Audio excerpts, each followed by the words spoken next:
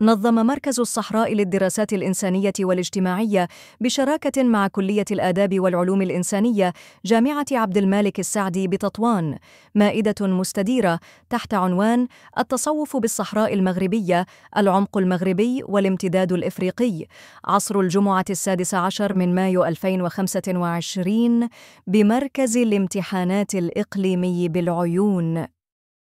افتتحت المائدة العلمية بتلاوة آيات بينات من الذكر الحكيم، ثم قام الحضور الكرام تحية للنشيد الوطني.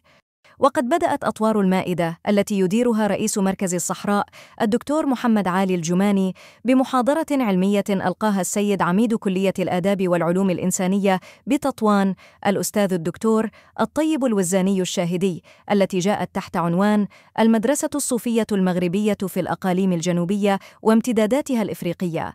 تلتها مداخلة للدكتور ياسين بن روان رئيس المجلس الأكاديمي للمركز بعنوان التصوف بالصحراء المغربية ودوره في تعزيز المشترك الديني بإفريقيا.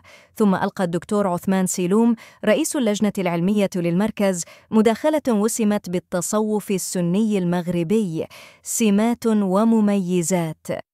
وقد عرفت المائدة العلمية حضوراً وازناً لشيوخ وأعيان القبائل الصحراوية، حذو الباحثين والمهتمين والأساتذة والقيمين الدينيين والإعلاميين، حيث تفاعل الحضور مع الأساتذة المحاضرين تفاعلاً ينمي عن نجاح المركز في اختيار موضوع راهني يلامس مختلف شرائح المجتمع.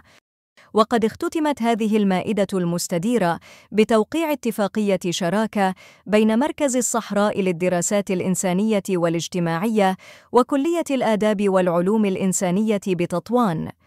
جاءت هذه المائدة المستديرة ضمن برنامج العمل الذي سطره مركز الصحراء، وفي صلبه تنظيم الأنشطة العلمية والأكاديمية والانفتاح على المحيط الجامعي والاجتماعي، سعياً إلى تحقيق أسمى أهداف المركز المتمثل في انفتاح الجامعات والمراكز البحثية على محيطها الاجتماعي وربط برامج البحث العلمي في قضايا المجتمع الحيوية لتشكيل قوة اقتراحية علمية قادرة على المساهمة في المشروع المجتمعي للمغرب والمشاركة في تحقيق أهداف النماء والتنمية والرقي والازدهار للدولة والمجتمع. وفي الختام ننقل لكم تحيات مركز الصحراء للدراسات الإنسانية والاجتماعية.